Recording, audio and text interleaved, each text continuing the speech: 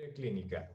Básicamente, la historia clínica es un documento legal que todas las instituciones de salud se utiliza. En este caso, para optometría, vamos a tener un formato el cual vamos a ir llenando poco a poco.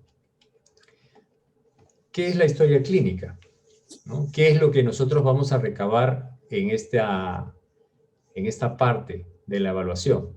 Número 1 es anamnesis.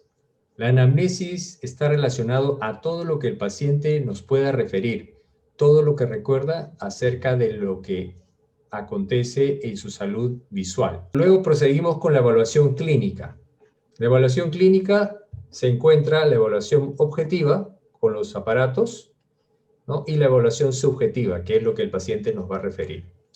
Finalmente, el plan y manejo optométrico es de acuerdo a lo que nosotros vamos a encontrar en el paciente. Si el paciente tiene un problema visual, que no ve de lejos, no ve de cerca, ¿qué es lo que nosotros vamos a prescribirle, ¿no? O en algunos casos, el paciente no se va a corregir bien con lentes, porque tiene un problema oftalmológico. Entonces es allí donde nosotros tenemos que referir, en este caso, al especialista en oftalmología. Muy bien. La anamnesis, como les mencioné, está relacionada al recuerdo, es todo lo que el paciente nos va a referir en la consulta. Como regla general, debemos de tener un ambiente privado. A veces no contamos con un ambiente muy amplio, pero un ambiente reservado para que el paciente se mantenga la privacidad. El saludo y la presentación es muy importante, ¿no? ¿Quién es la persona que le va a evaluar? ¿No? Soy óptico, soy optometrista, ¿no? Soy estudiante, entonces es importante que el paciente sepa por quién va a ser evaluado, ¿no? Este es el formato de la historia clínica, ¿no? Número 1, la anamnesis, que es donde se encuentran todos los datos generales del paciente, nombre, teléfono, a qué se dedica la ocupación, es importante, porque esta información puede ayudar al momento de una prescripción. Si un paciente dice no ve de cerca, pero es un paciente que trabaja en carpintería, en realidad él no necesita un lente para lectura. Eso es importante al momento de poner la adición. Y es allí donde a veces cometemos algunos errores.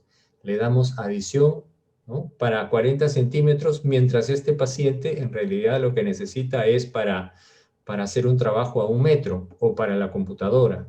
Por eso es importante saber a qué se dedica el paciente. Y finalmente aquí en esta parte es el motivo de la consulta. ¿Cuál es el motivo por el cual llega? Esta parte es clave porque si viene a mi consulta por un problema de cerca, yo tengo que prescribirle unos lentes de cerca. Ahora, si quiero mejorar eso, le puedo prescribir unos lentes progresivos, ¿ok? Entonces, hasta aquí la parte de anamnesis. Ahora viene la parte de antecedentes personales. ¿Esto qué quiere decir? Relacionado a lo que es la salud ocular. Si ha tenido cirugías en el ojo, de repente es operado de cirugía refractiva, de repente presenta glaucoma o otra patología ocular, o ha sido operado. Es importante que ustedes pregunten esto. No solamente es poner lentes delante del ojo del paciente sin saber cómo llega el paciente, ¿ya? Si ha tenido cirugías, si el paciente sufre de diabetes, presión alta, es importante colocar toda esa información aquí. Si toma alguna medicación, ¿ok? Muy bien. También si usa medida, ¿no?, si usa refracción, ¿cuál es la refracción que está usando? Aquí la apunta. Es importante para saber cómo le ha evolucionado el problema de visión, ¿ya? A veces pasa lo siguiente: un paciente que tiene miopía, por ejemplo, de -3 en ambos ojos, y ustedes le ponen menos medida, le ponen, por ejemplo, -250. Un paciente miope casi nunca va a tolerar menos valor de miopía. Igual a más. Eso es lo que digamos, se debe mantener. Si ustedes le bajan la miopía, el paciente va a notar un cambio y no se va a sentir cómodo, a no ser que tenga otros problemas oculares. ¿Ya? Eso es, digamos, como regla para que ustedes puedan anotar cuál es la prescripción. ¿Ok? ¿Cuándo fue realizada la última fecha de examen? ¿Cuándo se hizo? ¿Hace un mes? ¿Hace un año? Importante colocar. Y como antecedentes familiares, si en casa los padres sufren de alguna patología ocular, porque Ah, eso eh, es hereditario. Sí, sí, dígame. perdón, te iba a preguntar, disculpa Luis, ¿es posible que la miopía baje? Porque, perdón que me esté adelantando tanto, pero si no, después me voy a olvidar de No, no, preguntar. está bien, está ¿Es, bien. es posible que la miopía baje? O sea, si viene con 250, después que se le haga el examen puede aparecer con 225 y el mismo cilindro, o lo que se modifica más es el cilindro. Ok, yo aquí te preguntaría de qué edad del paciente estamos hablando, porque no sucede en todas las edades. A ver, ¿a qué edad te refieres? No, pues como decías de que el paciente normalmente no tolera menos cilindro. O sea, Exacto. ¿es posible que el examen salga que el paciente tiene menos cilindro? Eh, Perdón, menos esfera. Menos esfera, a ver, vamos a dividir en dos. Pacientes jóvenes, digamos de 20 a 30 años, es un paciente joven. eh, Puede ser que al momento que le hicieron la evaluación, el paciente pudo tener un espasmo de acomodación y eso generó un incremento de miopía. Y después de un tiempo, ¿no? 3 meses, 6 meses, ese espasmo haya cedido. O sea, ya el paciente está más relajado. Ujú. Entonces sí puede ser. Por eso es Ah, importante saber cuál es la ocupación del paciente, si toma alguna medicación o no. Ahora, hay pacientes que toman pastillas para descontracturar, ¿no? O sea, tienen un dolor muscular y esa pastilla, el efecto también se da en el ojo. El ojo está regido por 6 músculos oculares, ¿no? Extraoculares, y también hay un músculo que produce, el músculo ciliar, que produce la acomodación. Entonces, cuando hay contracción muscular, aumenta la miopía. Y si un paciente toma, digamos, por un periodo de tiempo de 7 días, un relajante muscular, también se va a ver afectado el músculo ciliar y en esos casos sí puede haber una disminución de miopía. ¿Ya? ¿En qué otros casos también se puede dar disminución de miopía? Cuando aumenta la, la glucosa en los pacientes diabéticos. Cuando hay una variación tanto de glucosa, tanto de colesterol o triglicéridos en general. Cuando hay esos cambios hormonales, también puede haber una alza o una baja de la miopía. Por eso es importante conocer sus antecedentes personales. ¿Ok? oh, ya, chévere, chévere. Para- Tienes, sí, sí, después podemos hacer un cuadrito acerca de qué cosas normalmente aumentan. Sí. Ya, ok, ok, no te preocupes. Oh, muchas gracias, muchas Seguimos. gracias. Entonces, dentro del motivo de la consulta, lo que nosotros debemos de conocer o saber es cómo se presenta el síntoma, ¿no? ¿De qué manera? Debemos de saber, por ejemplo, el paciente dice, me duelen los ojos, creo que es por la vista, ¿no? Entonces, ¿en qué parte de los ojos le duele? O a veces es en los párpados, o a veces es el mismo centro, ¿no? Es importante conocer cuál es la locación del dolor, ¿no? Ahora, ¿desde cuándo le duele, no? ¿Desde hace una semana, hace un día, o recién, hoy amanecí con un dolor ocular, ¿no? ¿Cómo va evolucionando? O sea, usted presenta el dolor y cómo va a lo largo del día. ¿Disminuye, aumenta, ¿no? Si bien es cierto, no hacemos oftalmología, ¿no? Porque ellos son los que, digamos, tienen Ujú. mayor desenvolvimiento en este campo de dolores o de enfermedades, pero es bueno conocerlo para que al momento nosotros podamos referirlo a un oftalmólogo, ¿no? para que, digamos, durante la evaluación visual, probablemente el paciente no mejore con lentes. Entonces ya de acuerdo a la molestia, de acuerdo al síntoma que tiene, entonces nosotros vamos a ir pensando en derivar al médico oftalmólogo. ¿Ok? Muy bien. Si esto acompaña de dolor de cabeza, ¿no? O enrojecimiento ocular, ¿no? O sea, es importante conocer todos estos factores asociados, ¿no? Aquí hay algunos motivos de consulta, los cuales llega el paciente, ¿no? De mayor a menor frecuencia. Sí, a ver, a ver.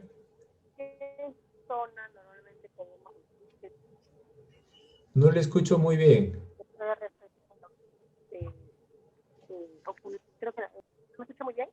No le escucho muy bien, Ana. A ver. Quería que me pases a la tablet. A ver, a ver. Ya, a ver, Ana. Nada. Ya, sí, sí le escucho ahora. Sí, ¿me escucha? Sí, a ver. Digo, ¿en qué zona podemos saber qué se trata con la visión, ¿no? Normalmente pues es una frontal. ¿En qué parte, digamos que el paciente viene que le duele la cabeza, ¿no? ¿En qué parte de la cabeza podemos decir que se trata con de la visión? Con un problema de la visión, porque el dolor puede ser por otra cosa. Exacto, así es. Generalmente es a nivel frontal y a nivel occipital. ¿Ya? Occipital porque aquí en la parte, digamos, de la nuca, ¿ya? Se va a encontrar la zona de la visión. Y en la parte frontal se va a encontrar todo el sistema nervioso que controla a los globos oculares. Entonces, cuando hay mucha tensión, ¿no? Es donde se manifiesta en esa zona principalmente. Frontal y occipital. ¿Ok? Muy bien. Seguimos. Entonces, de acuerdo a los motivos de consulta, ¿no? Que usualmente se presentan de mayor a menor frecuencia. Número 1, visión borrosa de cerca.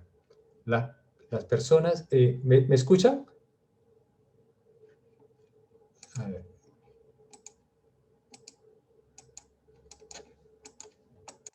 ¿Me escuchan? Ahora sí. Luis, disculpa, ¿qué dijiste de que en la parte frontal qué era lo que... todo el procesamiento visual? Sí, lo que pasa es que hay un nervio que es el trigémino, ¿ya? Que es el que irriga de manera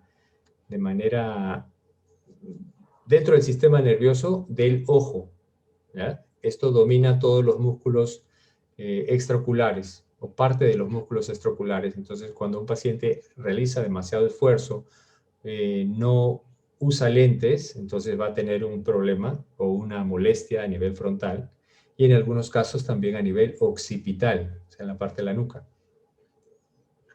¿Hay alguna razón en específico por qué a veces duele en la parte frontal o por qué otras duelen en la parte occipital? El paciente puede pasar. Que manifiesta esta molestia, este dolor, son los pacientes hipermétropes. ¿Ya? Entonces, cuando un paciente llega y le estás preguntando, ¿qué molestia tiene? Me duele, yo veo bien, te dicen. El hipermétrope dice eso. Yo veo bien, pero me duele la frente, me duele la cabeza, ¿no? Entonces, esa respuesta para ti ya es un indicio de que es un paciente hipermétrope. ¿Ok? Bueno, gracias. Muy bien. Entonces, el paciente llega y dice, veo borroso de cerca, ¿no? Es uno de los motivos de consulta. Entonces, generalmente estos pacientes pueden ser o hipermétropes altos si son jóvenes o pacientes presbitas si son mayores de 40 años.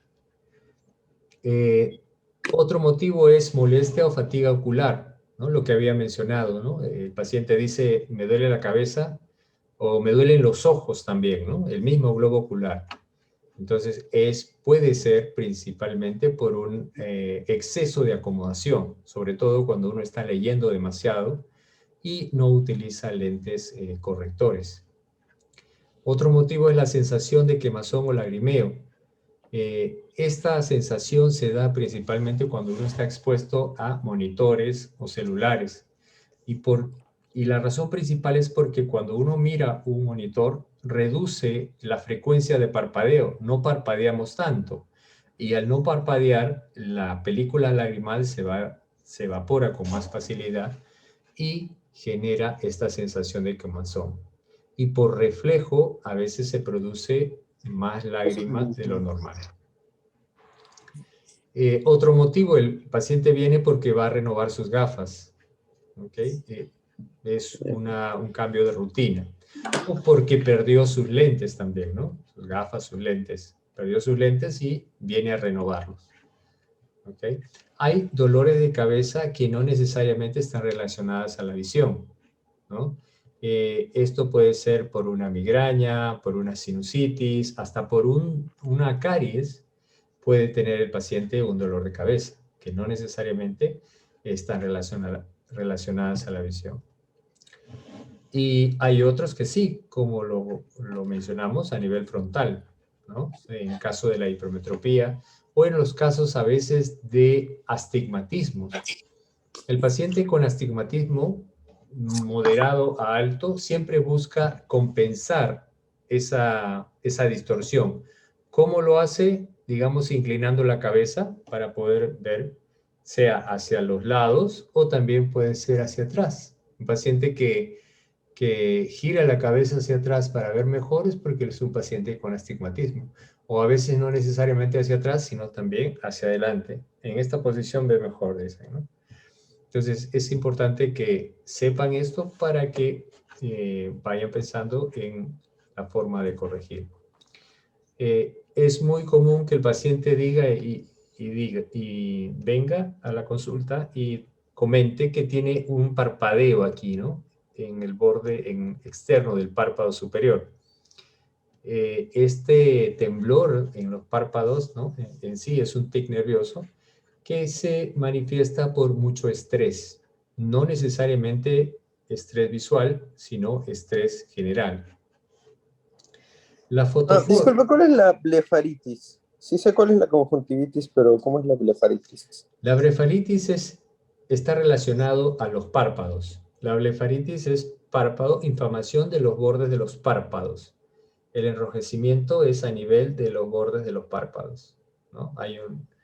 Y esto genera a veces caspita aquí en los bordes de las pestañas. ¿Okay?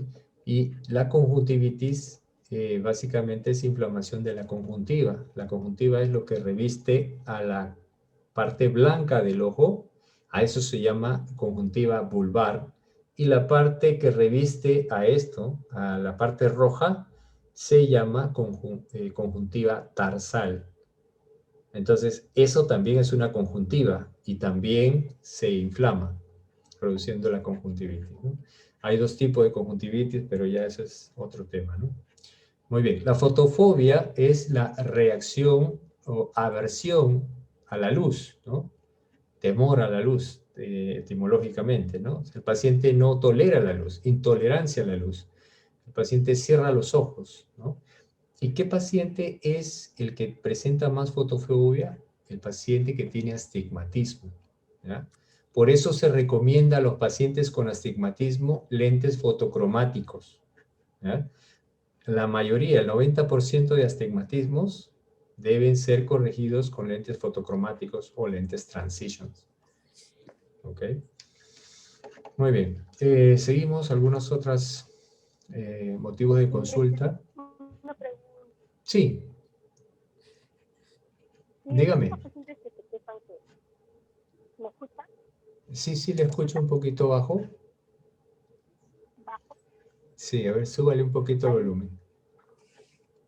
Ya, ahí, ahí mejor. ya, estos pacientes que se quejan de fotofobia porque se ¿no? A mí no tolero la luz, me molesta, me arde la vista. ¿Qué le puedo recomendar? O sea, un lente, un fotocromático, sí o sí, o puede ser esos que tienen ahorita antirreflejo para la luz, o un polarizado. Ok, dependiendo del tipo de trabajo que realice, ¿no? Si está frente a una pantalla, filtro de luz azul. Si maneja, entonces un lente polarizado. Un lente polarizado. Es diferente un polarizado que un lente coloreado. Ojo, polarizado es el que ordena la luz y se ve con bastante nitidez en un día soleado. ¿Ya? Otra cosa, cuando usted comenta de que un paciente tiene fotofobia, una puede ser por el astigmatismo y la otra puede ser porque tiene problemas de ojo seco. Sobre todo las damas mayores de 40 presentan sequedad ocular.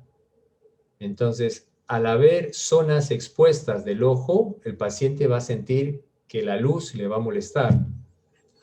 También es importante, o sea, conocer, uno, la edad del paciente, ¿no? El género del paciente, porque todas las damas, casi la mayoría, el 90% de las damas después de los 40 años sufren de un grado de sequedad ocular.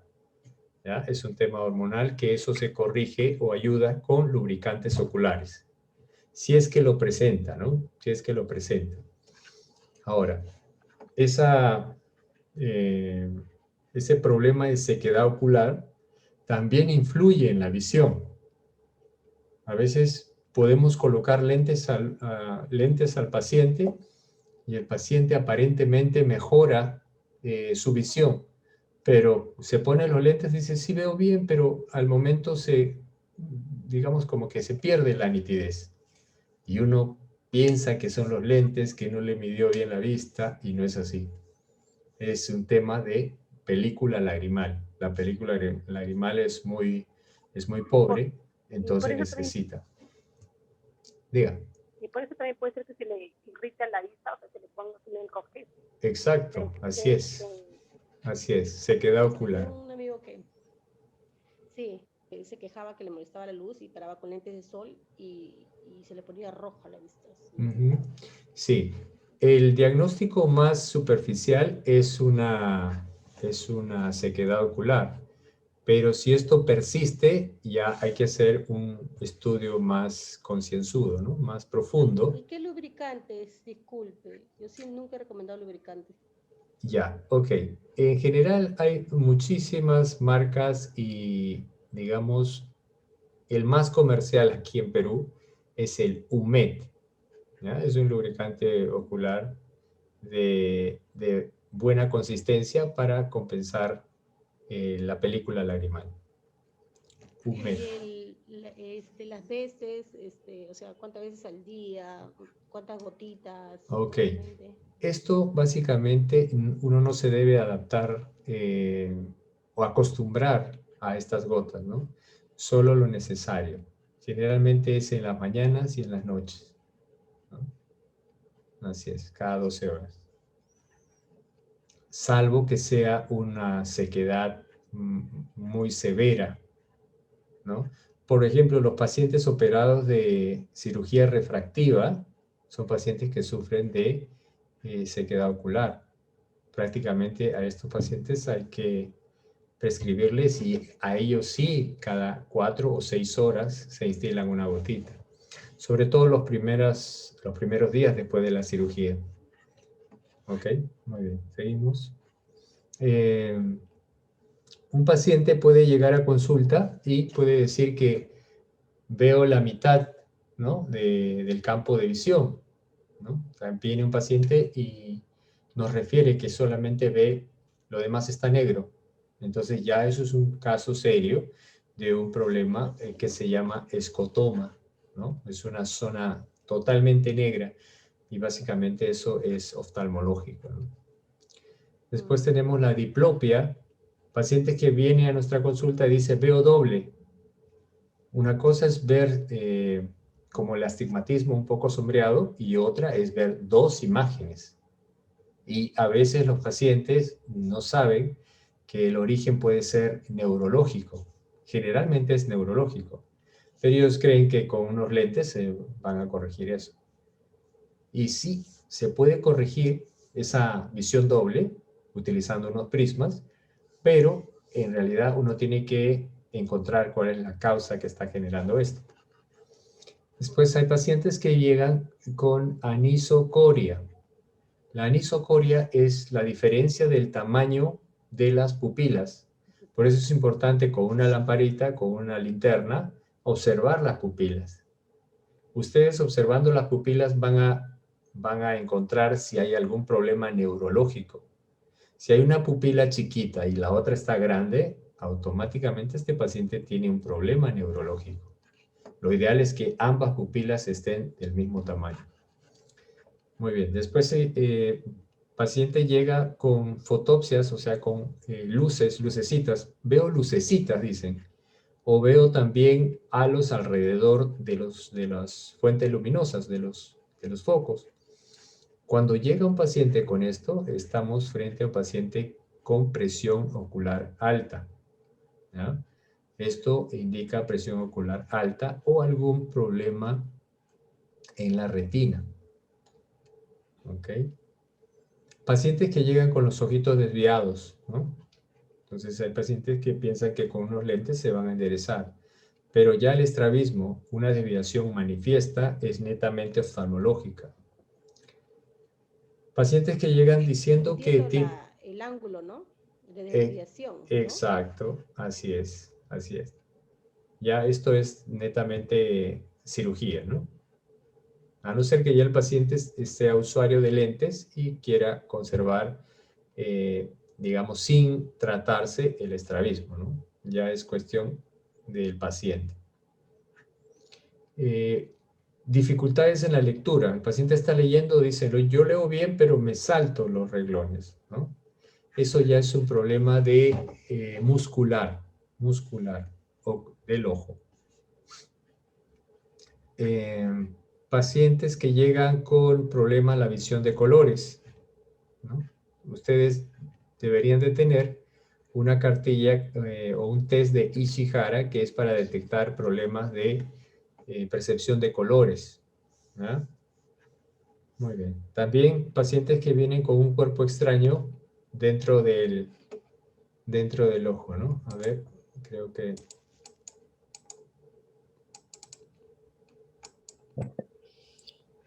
Sí, tenía una pregunta. El estrabismo es, bueno, cuando se les va el ojo para un lado, ¿eso se va modificando durante la vida? O sea, ¿puede moverse más a la derecha, más a la izquierda o siempre se va a quedar a ese lado? Muy buena pregunta. El estrabismo que no es tratado, ¿no? Básicamente ese ojo no desarrolla su fijación, no desarrolla la visión. Entonces, como tal, el ojo se va desviando más. Entonces, hay diferentes tipos de estrabismo. Hay un estrabismo alternante. A veces el ojito que está desviado está derecho y el que está derecho se desvía. Entonces, ese tipo de estrabismo va a mantener su visión y va a mantener también su grado de desviación. Pero hay otros estrabismos, por ejemplo, que aumentan más la desviación. Sobre todo aquellos ojitos que no visualizan. Un ojo, por ejemplo, con catarata, es un ojo que está condenado a desviarse. ¿Por qué? Porque el ojo no está fijando. Está fijando. Así es. ¿Okay? Pero también hay estrabismos acomodativos. Eso de ahí ya es más en lo que son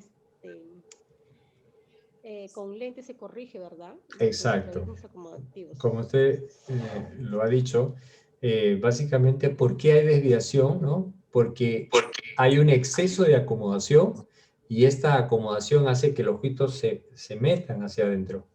Y colocando unos lentes, el ojo se alinea porque se relaja la acomodación. Entonces allí este estrabismo acomodativo sí se corrige durante el uso de los lentes. Pero hay otros estrabismos que están relacionados a hiper o hipofunción de los músculos extraoculares, entonces ahí ya es un tema netamente oftalmológico, ¿no? Muy bien. Gracias. Muy buena respuesta.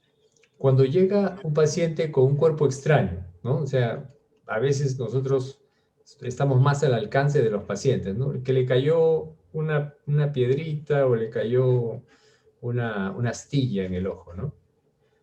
Puede ser un motivo de consulta. Y sí, en algunos casos me ha tocado sacar un cuerpo extraño, pero un cuerpo extraño que está superficial, ¿no?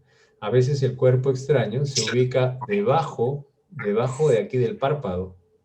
Entonces, en esos casos, por una cuestión, inclusive puede ser casero, alguien en casa le cayó algo al ojo, entonces ustedes pueden, digamos, ayudarles haciendo una limpieza o una eversión del párpado, ¿no? Evertimos el párpado y hacemos con un hisopo húmedo, ¿no? Con cloruro de sodio, hacemos la limpieza, ¿no? Y eso puede ayudar mucho. Profesor, quería Sí, preguntarle sobre si hay un paciente que tenga un problema con la visión a colores, ¿cómo lo podemos ayudar? muy bien. Lo que tenemos que saber es a qué color es deficiente. Por eso ahí viene la cartilla, ¿no? La cartilla de Ishihara básicamente nos va a determinar si el paciente es protánope o deuteránope. Ajá. O sea, al rojo, protánope al rojo y deuteránope al verde. Entonces, de acuerdo a eso, nosotros le vamos a... Exacto, tritán, así es. De acuerdo a eso, nosotros vamos a ponerle filtros rojos. Si es, digamos, deficiente al color rojo, le vamos a poner filtros rojos. Si es deficiente al color verde, le vamos a poner filtro verde. ¿Esas son las únicas dos deficiencias que hay? No, hay otra que es la Amarillo, tritanopía. Ajá, tritanopía. Es muy rara, 3 colores. es muy rara. Básicamente es al amarillo y al azul, ¿no? O sea, el tritanopé es deficiente al color amarillo y azul, ¿no? Pero lo más común es al rojo y al verde, ¿ya? ¿Cómo era el del verde, perdón? Deuteránope, deuteránope. Protánope al Muchas rojo, gracias. deuteránope al verde. Y hay el tritánope, que es, bueno, básicamente es el rojo, perdón, el amarillo y el azul. Muy bien. Y también ahí en la feria, en Visión Expo, he visto unos lentes especiales para pacientes deficientes al color. Estos se llaman los Enchroma. Probablemente a la óptica lleguen preguntando por esos lentes. Lentes Enchroma. Estos lentes prácticamente, dependiendo del problema que tenga el paciente, son unos lentes diseñados especiales para pacientes con ceguera a los colores. ¿Ok? El costo de esos lentes están como en $400. Wow. Sí. No sé si todavía se mantienen, ha bajado, no sé. Muy bien.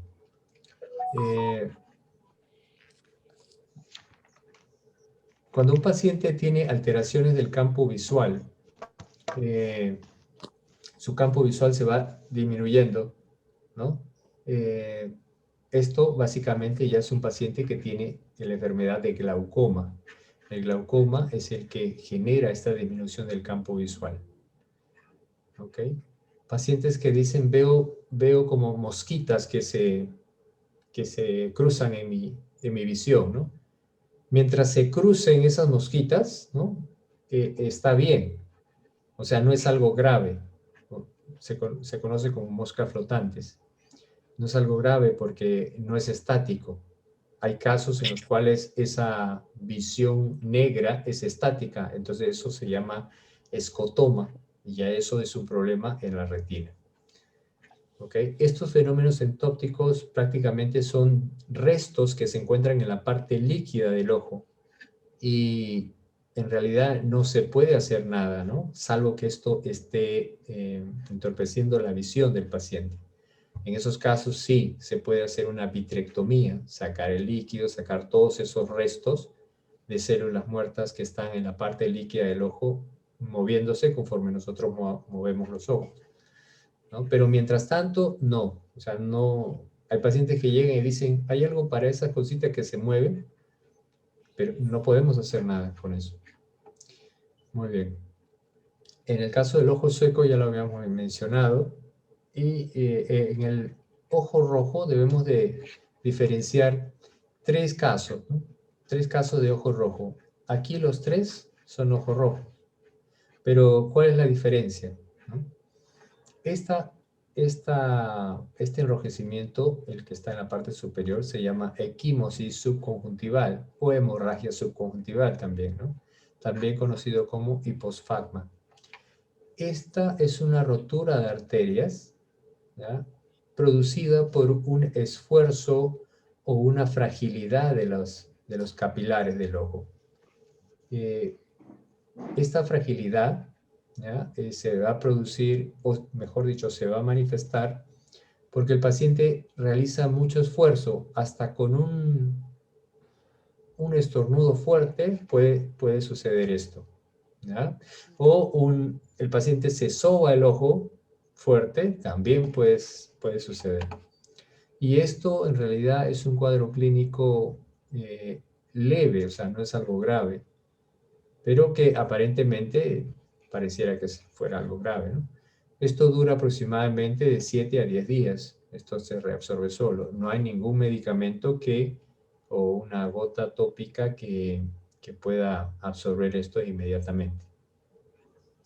En el segundo caso tenemos la inyección conjuntival. El enrojecimiento es general, ¿no?, a nivel de conjuntiva, y esto generalmente se debe a una conjuntivitis, ¿no?, sea viral, sea bacterial. ¿Ok? Y en el último ojo rojo vemos que el enrojecimiento es a nivel del iris, ¿ya? Es del limbo, así es, el limbo corneal. Entonces, este tipo de inyección es básicamente en los cuadros de una enfermedad que se llama uveitis. Y esto sí es algo muy serio. ¿Ok?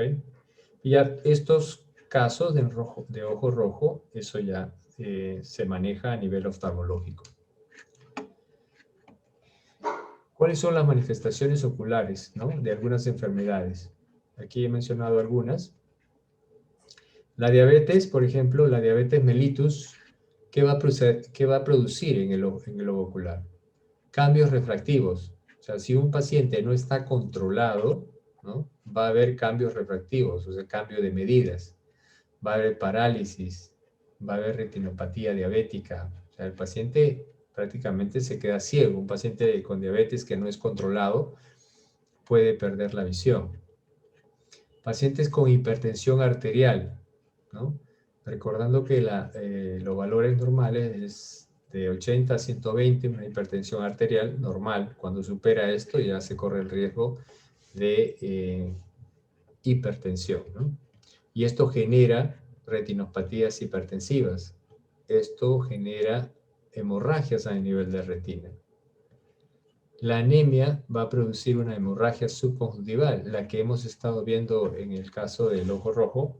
Aquí, esto también es causa de una anemia. Algunas alteraciones en el cerebro van a producir nistagmos. El nistagmo es movimiento involuntario de los ojos. A ver, sí, Edgar.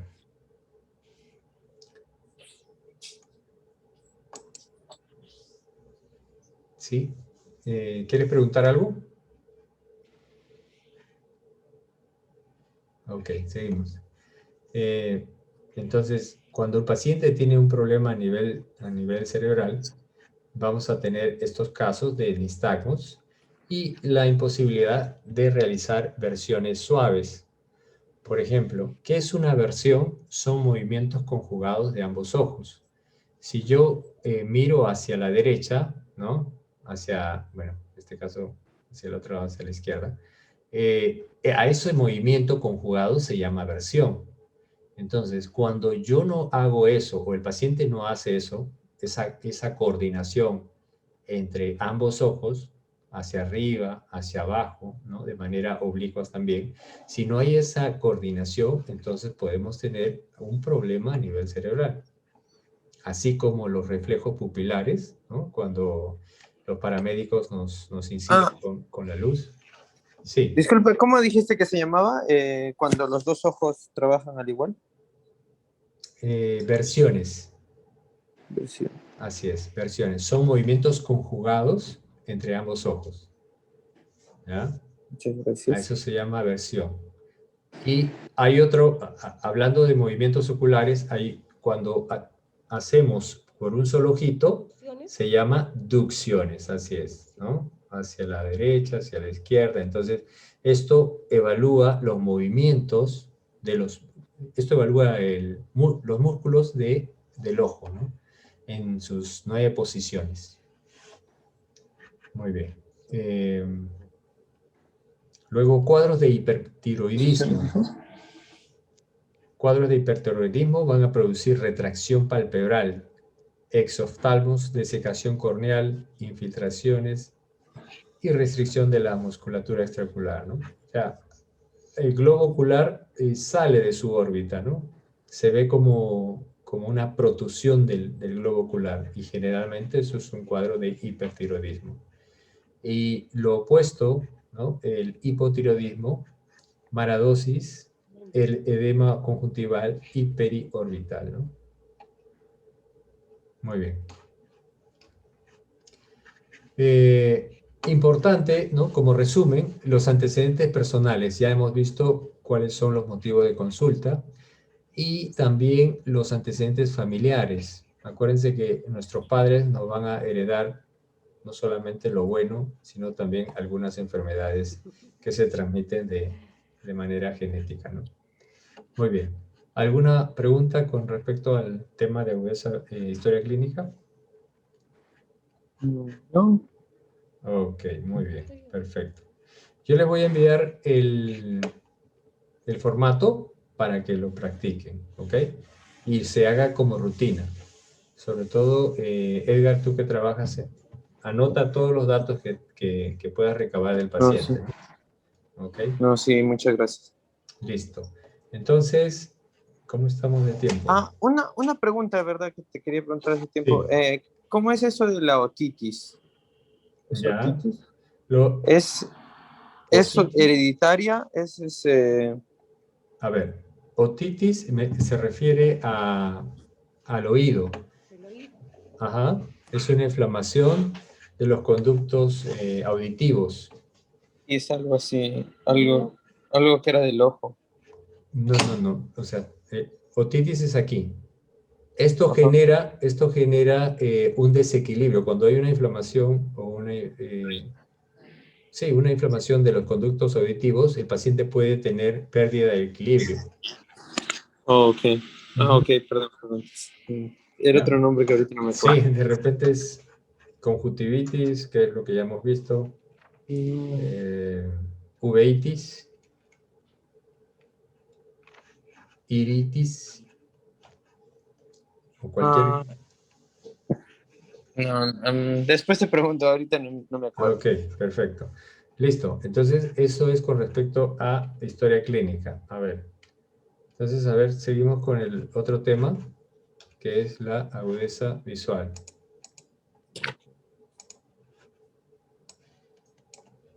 Muy bien.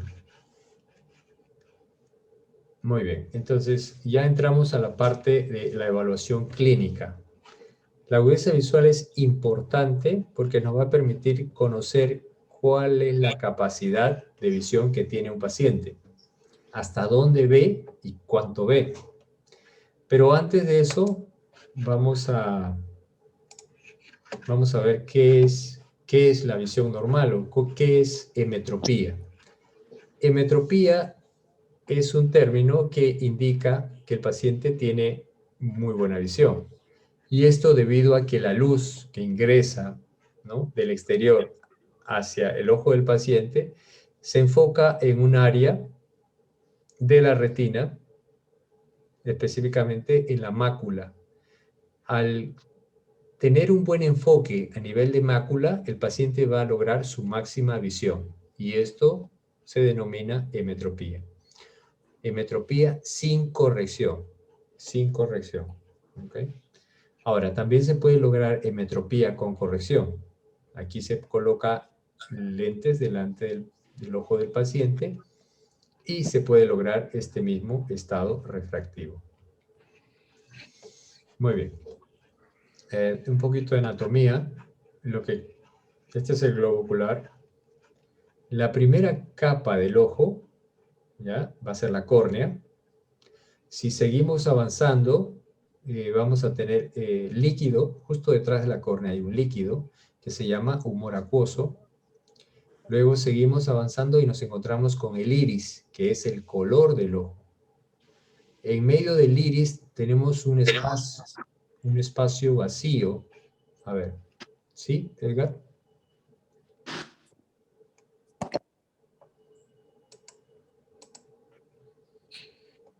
Edgar, ¿levantaste la mano? No, yo había levantado hace rato. Ya, ok, seguimos. Entonces, justo detrás del iris tenemos el cristalino, ¿ok?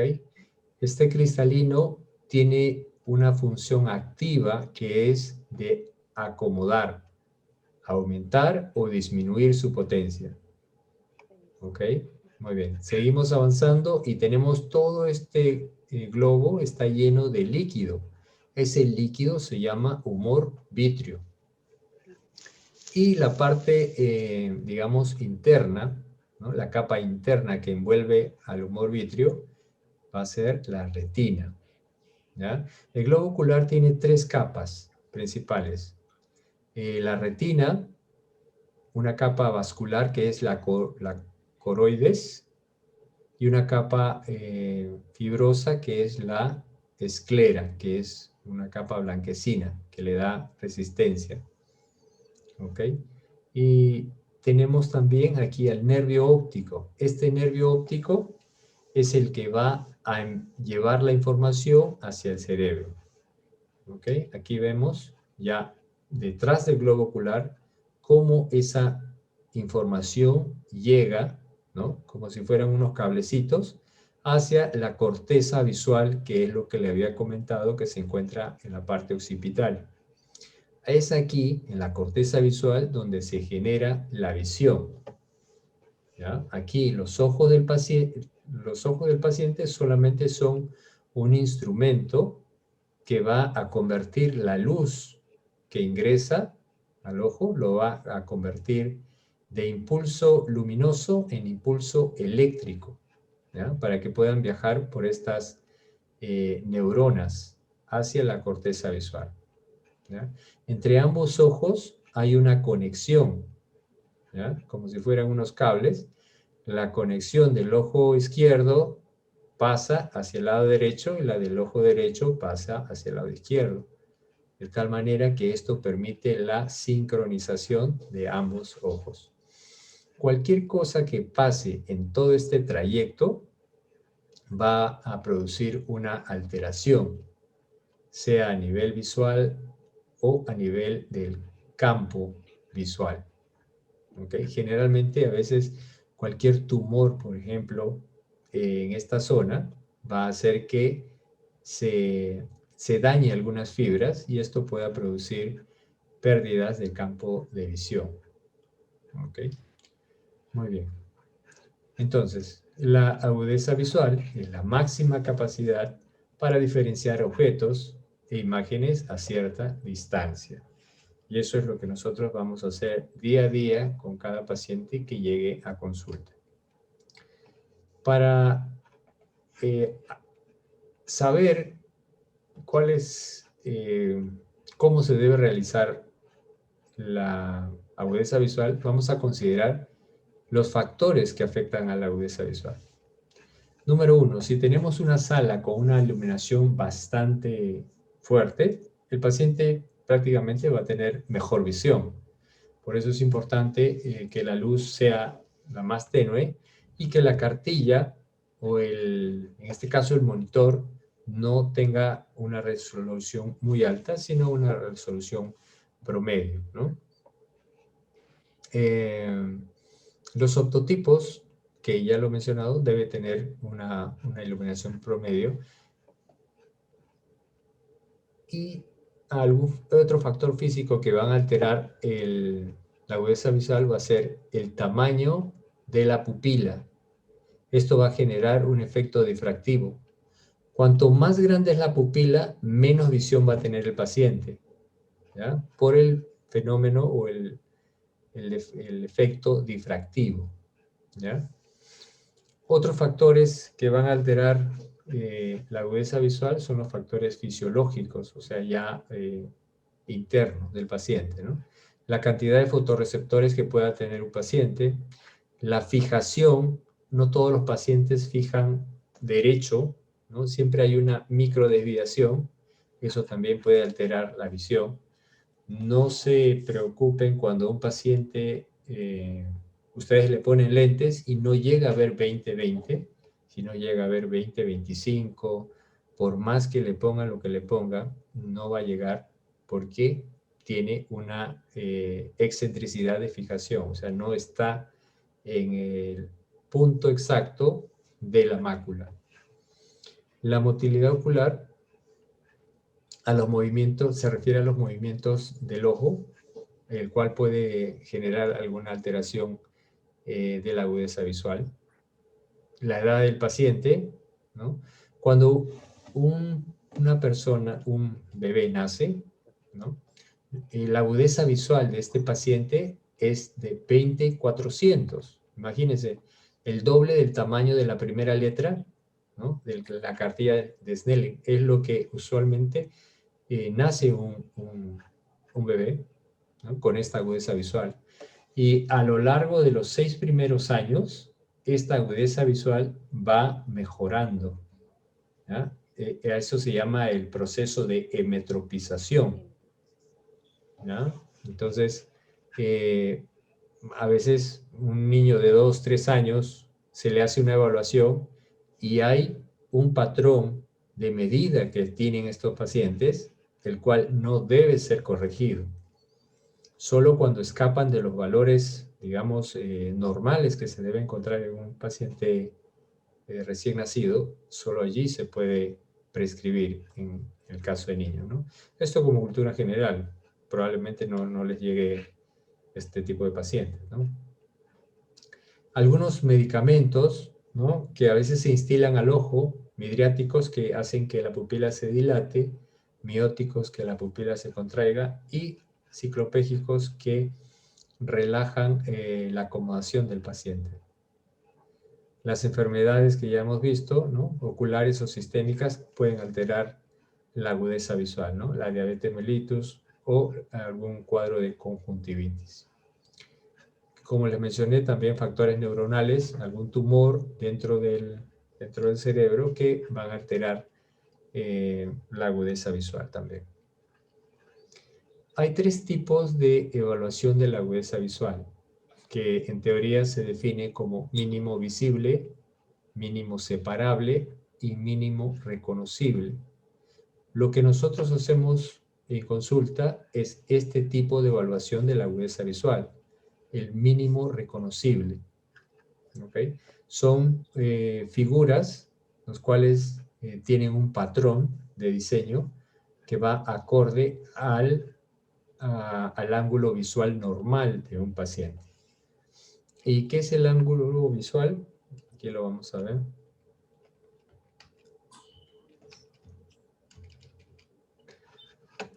El ángulo visual de todo ser humano está comprendido por 2 ejes, 2 líneas imaginarias. El eje óptico, que es una línea imaginaria que parte en 2 al ojo, y el eje visual. Estos 2 ejes, ¿no? Se van a intersectar en un punto que se llama punto nodal, ¿ya? Y va a generar el ángulo de visión de 5 minutos de arco, ¿ya? Este 5 minutos de arco es el ángulo visual para todo ser humano, ¿okay? Por el tamaño del globo ocular, por la ubicación del globo ocular en la órbita.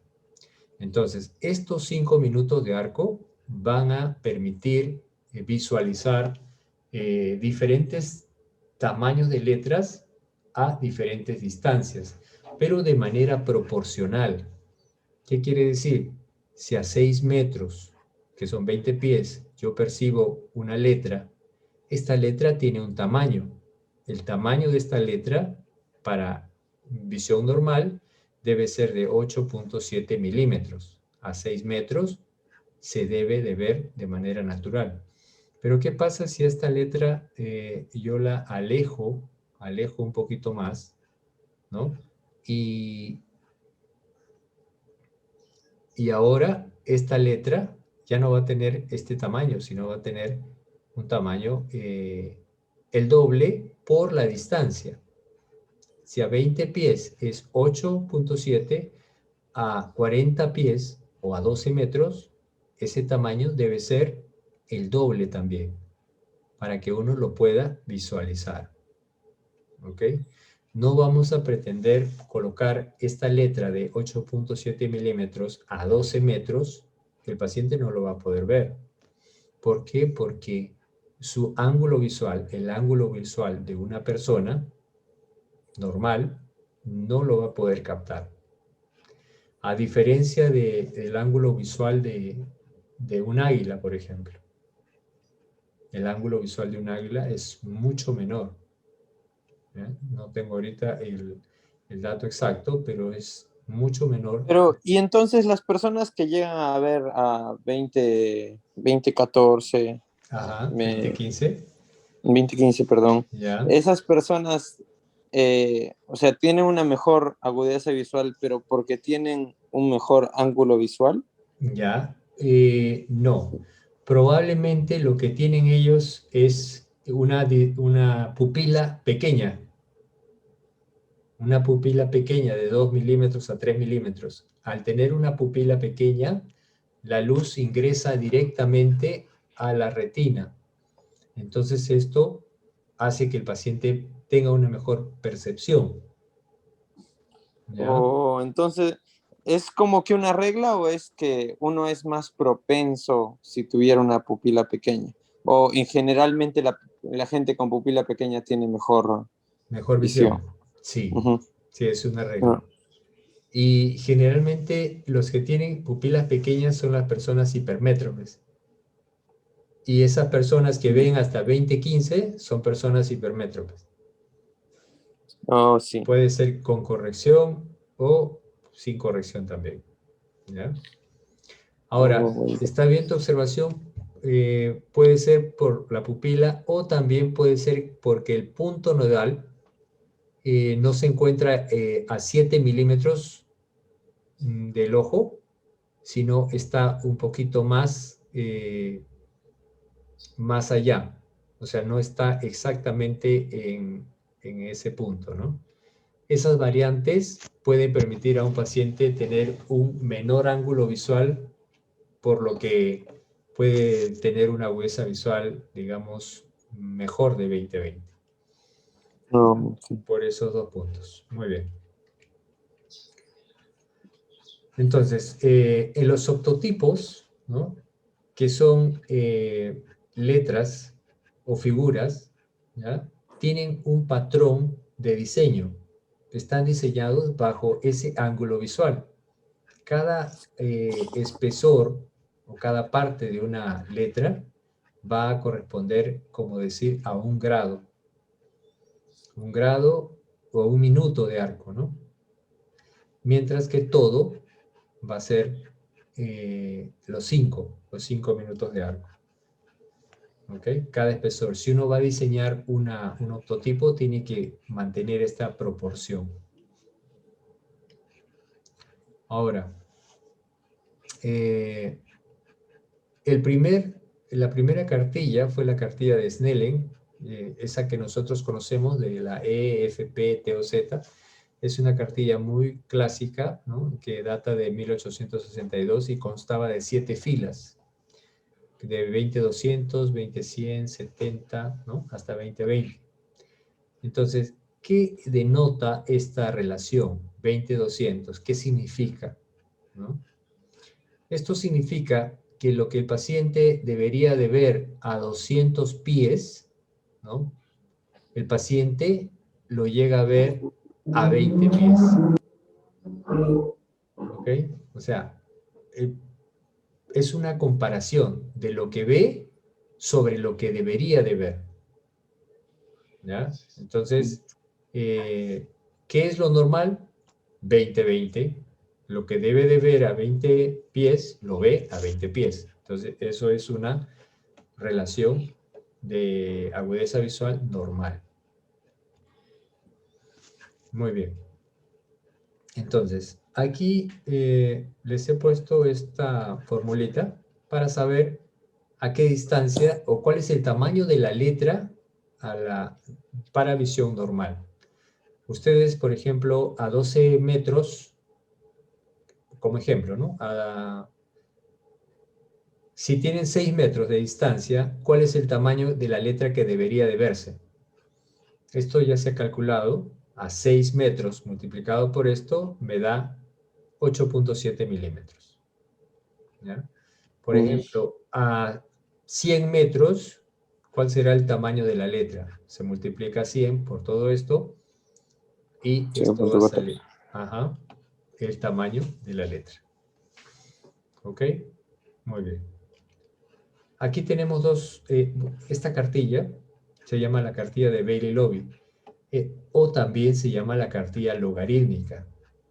Tiene sus ventajas frente a la cartilla de Snellen porque aquí van a tener la misma cantidad de letras en todas sus filas y el paciente que realmente no ve bien le va a costar decir cuáles son las letras aquí. En cambio, si un paciente ve la cartilla de Snellen ya es conocida, va a decir yo veo la E.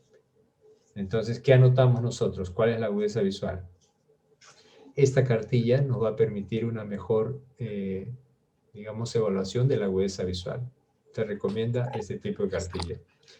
Es más, yo les voy a enviar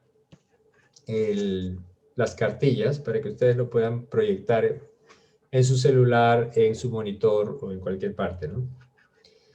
Entonces, hay 3 formas de colocar las notaciones de la agudeza visual.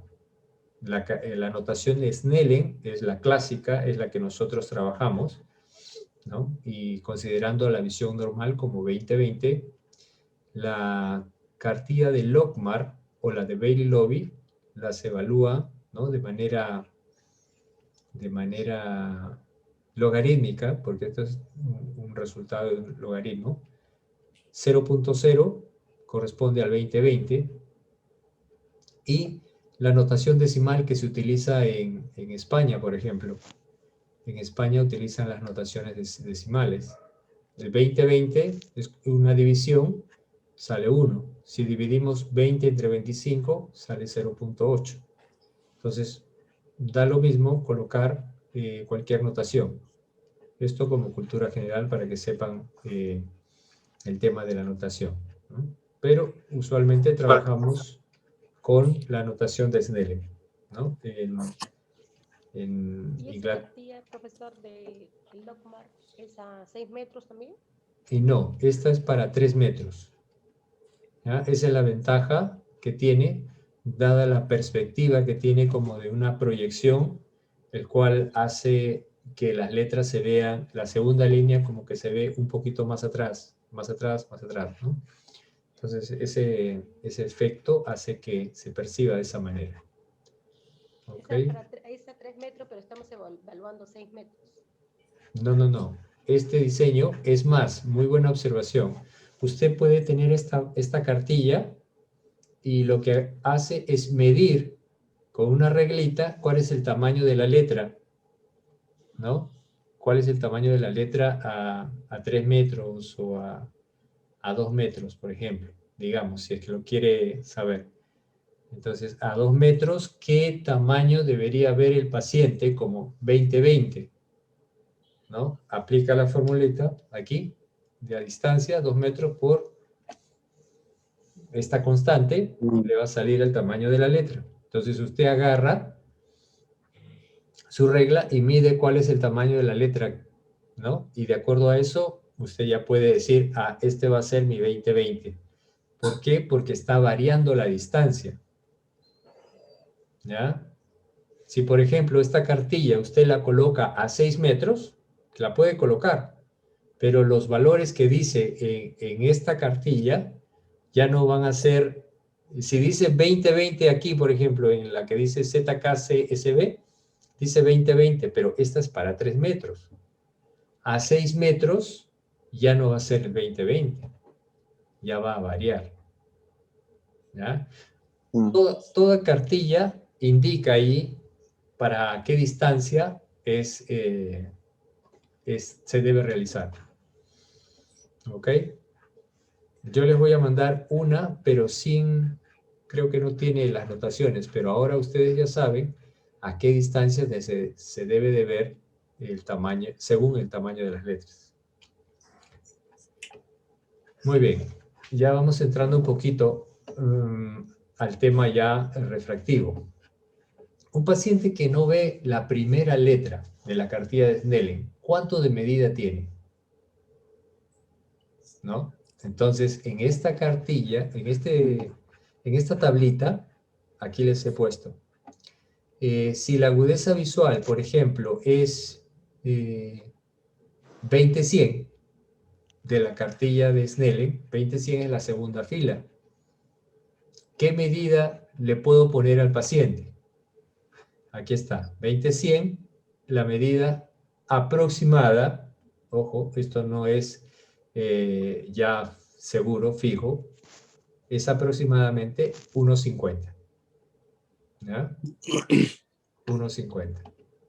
Para la primera letra, si el paciente llega solamente a ver la primera letra, que corresponde al 20/200, es aproximadamente 2 dioptrías.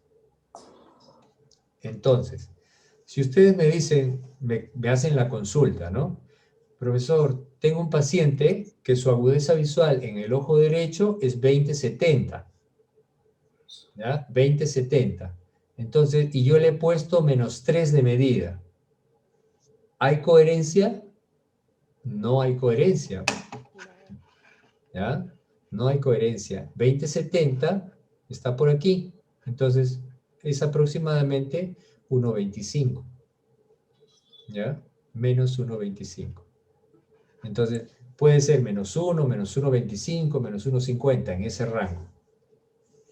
¿Ya? Pero no me vayan a decir, profesor, le he puesto -3 de medida y el paciente ve bien, se siente cómodo, pero no puede leer y es un paciente joven. ¿Ya? Entonces, cuando uno le pone mucha miopía a un paciente joven, quizá pueda ver de lejos, pero de cerca ya no ve. Entonces, eso pasa porque se le ha puesto demasiada miopía. ¿Ya? Y esta formulita es de donde se saca estos valores. Esto va de acuerdo a la agudeza que tiene el paciente, ¿no? Donde D es el denominador, ¿no?, de la fracción de Snellen. E es la magnitud del error refractivo en dioptría, ¿no? E es la magnitud, D es la agudeza visual, el denominador, y aplican esta formulita y les va a salir la medida para cualquier agudeza visual. Por ejemplo, agudeza visual de 20/500, por ejemplo. Imagínense, 500. Entonces, aquí aplican, reemplazan esta D por 500 y les va a salir cuál es el valor de corrección aproximado. ¿Ok? Muy bien. Esto se los voy a enviar también, ¿ya? Muy bien. Seguimos. Entonces, ¿cómo vamos a medir la agudeza visual? Vamos a medir de 3 maneras y eso está aquí. ¿Ya? Eso está aquí. Este formato tiene que ser llenado por ustedes y eso está en la historia clínica que yo les voy a enviar. Dice aquí, sin corrección, con la corrección y con el agujero estenopeico. ¿Ya? Ok, entonces, aquí. Sin corrección. ¿Ya? Esto es un oclusor en el cual solamente estamos evaluando un ojo. ¿Hasta dónde ve el paciente? Entonces, yo voy a anotar, ojo derecho, sin corrección, llega a ver hasta 20/100. Listo, lo anoto. ¿Ok? Ahora, si el paciente trae lentes, sus lentes anteriores, entonces yo le evalúo con esos lentes. ¿Cuál es su agudeza visual con su corrección? ¿Qué pasa si el paciente trae sus lentes y dice, y uno le evalúa, y el paciente ve bien? Quizá porque el lente está un poco rayado y todo eso quiere cambiarlo. Entonces la sugerencia es no le cambien la medida. Si el paciente ve bien, no le cambien la medida. A veces pasa que le variamos un poquito, 0,25 o le variamos 5 grados y el paciente a veces puede sentir ese cambio y va a decir que no se siente cómodo, que mejor se sentía con sus lentes. ¿Ya? Recomendación, mantengan la misma prescripción. Si el paciente llega a 20-20, mantengan la misma prescripción. ¿Ok? Ahora, también es importante evaluar la agudeza visual con el agujero estenopeico. ¿Ya? El agujero estenopeico son pequeños agujeros por los cuales va a ver el paciente. ¿Ya? Entonces, ¿de qué manera nos ayuda esto? Nos ayuda a saber cuál es la máxima agudeza visual que va a llegar el paciente con lentes. ¿Ya? Sobre todo si el paciente tiene una baja visión. Digamos que con la justa B, la primera fila, la E. Entonces queremos saber si el paciente con lentes va a mejorar su visión. Le ponemos este oclusor con agujeros y le preguntamos, mire por esos agujeros y diga hasta qué línea puede leer. Entonces el paciente te dice, veo todo. Entonces anotas hasta dónde está leyendo, ¿no? Llega hasta 20-20. Una pregunta, ¿esa es Sí. como una guía o es como que, digamos, puede llegar un paciente con una... Yo sé que él tiene -4 Correcto. y no mira casi nada de la tabla o sin lentes casi no mira, pero le pongo el agujero estenopeico y sí puede llegar a 20-20 en ese momento. Sí, sin lentes, ¿sí? claro. Sin lentes, solo con el agujero estenopeico. Solo con el agujero. Y eso te indica, eso te va a indicar a ti que cuando le pongas un lente, o probablemente con su -4, el paciente esté viendo bien. O digamos que con el -4 ya no ve bien, ve solamente hasta la 20-40. Pero tú le pones como un descarte este oclusor y el paciente te llega a ver hasta 20-20, quiere decir que variando la medida va a mejorar la visión de ese paciente. Pero, ¿qué pasa si tú le pones el agujero y ve igual hasta 20-40? Entonces, por más que tú le varías la medida, no va a ver ese paciente. Va a llegar hasta ese límite. Lo que ve con el agujero estenopeico... El agujero estenopeico no ayuda en todos los casos. Creo que solamente es en los miopes, si no me equivoco. En ambos casos nos puede ayudar, ¿ya? Porque lo que hace el agujero estenopeico es disminuir el efecto difractivo de la pupila. Entonces la luz que va a ingresa directamente a la mácula. Y esto se repercute en una mejora visual con el agujero estenopeico. ¿Ok?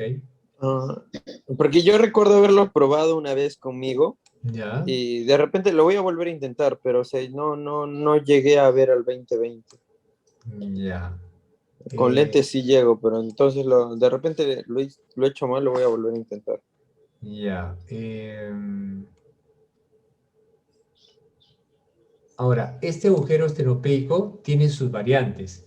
No quiere decir que si llegas hasta el 20-20 va a quedar ahí siempre. Puede ser una línea más o una línea menos. Está en ese rango. Ok. No es tan estricto. La dominancia, ¿no? Okay. Exacto. ¿Tiene que ver la dominancia? La dominancia tiene que ver por el tema de fijación. Al tener nosotros un ojo dominante, el ojo dominante va a tener una mejor resolución visual, sobre todo al momento de hacer esta prueba. ¿Ok? Muy bien. Este es el formato del cual ustedes tienen que llenar, ¿ya? Y como tarea, la próxima clase me van a explicar de 3 casos, de 3 pacientes, sin corrección, con corrección y con agujero estenopeico, a cuánto llega. ¿Ok? No necesariamente con pacientes, puede ser con algún familiar, ¿ok? Papá, mamá, hijos, llenen esto por favor como práctica, ¿ya? Muy bien.